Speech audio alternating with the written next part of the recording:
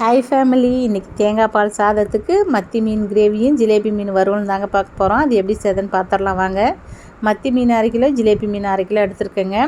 இப்போ மசாலா நம்ம ரெடி பண்ணிக்கலாம். 1 டீஸ்பூன் மிளகாத்தூள், 1/4 டீஸ்பூன் மஞ்சத்தூள், 1 டீஸ்பூன் மல்லித்தூள், 1 டீஸ்பூன் பெப்பர் பவுட்ரு, 1 டீஸ்பூன் உப்பு, 1 டீஸ்பூன் இஞ்சி பூண்டு பேஸ்ட்டு, 1/2 லெமன் போட்டு மீனை வந்து நம்ம வறுக்கிறதுக்கு பெசரி ரெடி பண்ணி வச்சுக்கலாங்க. இது ஒரு 1/2 மணி நேரம் ஊற வச்சு நம்ம மீனை பொரித்து எடுத்துக்கலாம். இது ஒரு பக்கம் இருக்கட்டும்.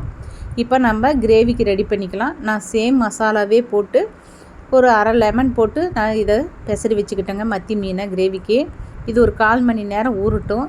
நம்ம இப்போ ஒரு கடாயில் கொஞ்சமாக தேங்காய் எண்ணெய் விட்டு கடுகு, வெந்தயம், கருவேப்பிலை போட்டு பொரிஞ்சதையும் வெங்காயத்தையும் தக்காளியும் நான் வந்து பேஸ்டாட்டம் அரைச்சிருக்கேன். அது இதோடு சேர்த்து நல்லா வதக்கிக்கலாங்க. ஒரு 1/4 டீஸ்பூன் மஞ்சத்தூள், 1 டீஸ்பூன் மல்லித்தூள், 1 டீஸ்பூன் குழம்பு மிளகாய்த்தூள், 1 டீஸ்பூன் தனி மிளகாய்த்தூள் போட்டு இதை நல்லா வதக்கிக்கலாம்.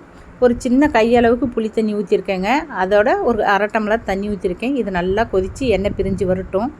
ஒரு கைப்பிடி அளவுக்கு தேங்காய், ஒரு டீஸ்பூன் கசகசாவை சேர்த்து நான் இதை நல்லா வறுத்து பேஸ்டாட்டம் அரைச்சி இதோட நான் சேர்த்துக்கிறேன். இது நல்லா கொஞ்சம் ருசியை கொடுக்கும். அதுக்காக நான் இப்படி செஞ்சுருக்கேன். மீனை வந்து நல்லா லைட்டாக நம்ம வந்து வறுத்து எடுத்துக்கலாங்க.